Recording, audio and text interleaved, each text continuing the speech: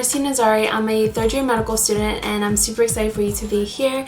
And in this video, I would like to practice with you how to do step 1 questions. UWorld questions are pretty tricky, and that's why I think you need to kind of learn, just that like anything else, you need to learn how to be able to get to the right answer, because there's so many ways that they can try to trick you. Not that they're tricking you, but they want to make sure that you actually know the material and you didn't just memorize it.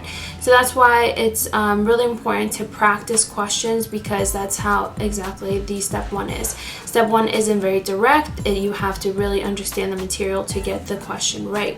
So that's the way UWorld is set up. So I thought maybe it would be a good idea to do some practice questions with you and kind of share what I've learned as I've done questions and what others, such as professors, have told me in regards to doing questions. So with that said, let's go ahead and practice some questions. Alright, so I generated 10 questions, but I'm only going to be doing 3 because I don't want to make this video too long. So I actually skipped the first one because it is an anatomy, so went to the next one here. So always try to read the last sentence first, because sometimes you don't need to read the whole paragraph to get to the answer. This will not only help you save time, but also give you a direction as to what the question is asking while you're reading the paragraph. So just strictly highlight the key phrases, and as you're reading, make sure you're actively reading by constantly thinking of potential diagnosis. So basically listing differential diagnosis as you are reading through, or defining some of the words. I think this is the hardest part, especially for people that are like me and always zone out. So that's why you have to constantly make sure you're actively reading so that you don't zone out as much as well. So this patient has weight loss, night sweats, and nagging cough. Right away, this is going to make you think of fungal infection like TB. So as I keep reading, I see that biopsy of the lung reveals numerous apical granulomas with central caseous necrosis. So this definitely confirms to me TB. So now, well, it doesn't confirm, but yes, it's very much likely TB. So now, if you know the topic very well, you will quickly, in your head, remember that granulomas are walled off by CD4 and CD8 cells. So if you didn't know this, you should then write down on a notepad that you need to review this. As you are reading, you're making sense of each key phrases, and this is active reading. So everything that I've said thus far, I'm thinking it. I'm going to be establishing all of this in my head, whatever I spoke out loud. So surrounding the necrotic areas are lung cells with abundant pale cytoplasm. So the pale cytoplasm is what we're looking at, and in my head I say, okay, the pale cytoplasm in patients with TB with granuloma cells. So I kind of make a summary of the important key phrases. So now reread the last sentence and stay clear of what is actually being asked. And if you can, quickly ask yourself in your own words, so what is the surface marker for the structures that have pale cytoplasm that surrounds the necrotic areas in the lung biopsy? So granulomas consist of abundant macrophages surrounded by the CD4 and CD8 cells and more monocytes that are coming in. So these cells, the ones that have the pale cytoplasm, are the macrophages, which are engulfing everything, including lipids. So this is something you already need to have kind of known. So now the pale cytoplasms, again, are your macrophages. So what is the biomarker for macrophages? So now go through your selection to maybe you'll, like, if you don't know it right away by going through the options, maybe you'll recognize it that way, and it is CD14.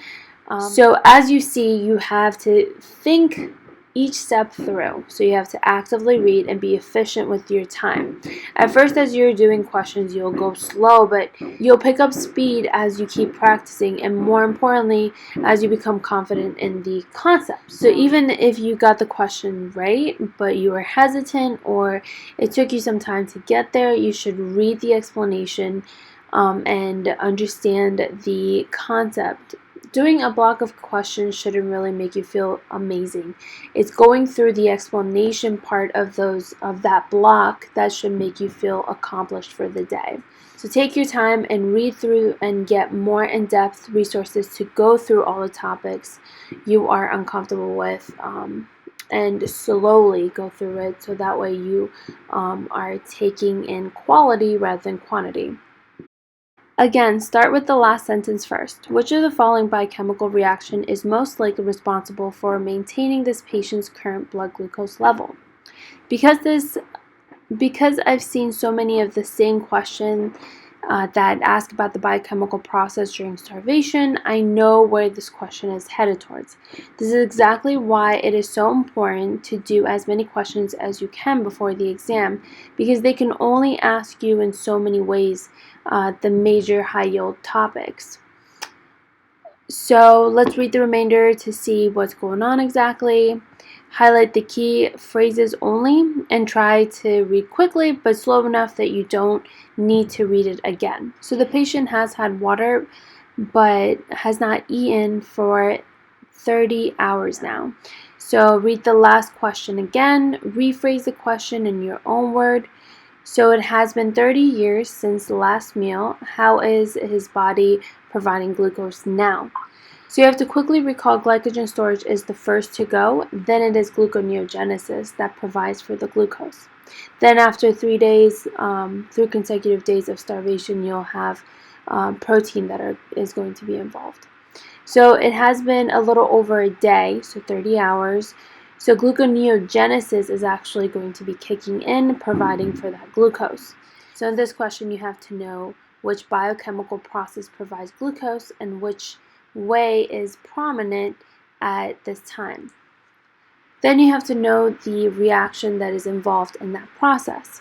So now go ahead and look at the answer choices if you can. So this seems overwhelming, but it gets better as you study and as you practice doing questions. Always go through all the answer choices before you make a selection. I can't tell you how many times I got questions wrong because I jumped the gun too fast. Read all the answer choices even if you are 100% sure. This way you get in the habit of reading all the answer choices. And again, if you got it wrong or you weren't 100% sure, then read the explanation thoroughly so you don't get it wrong again. Remember, if you get it wrong, that's fine. You won't get it wrong again, only if you understand why. So read the explanation so you avoid doing the same mistake again. Okay, so this is the last question. So here's one of my favorite types of questions.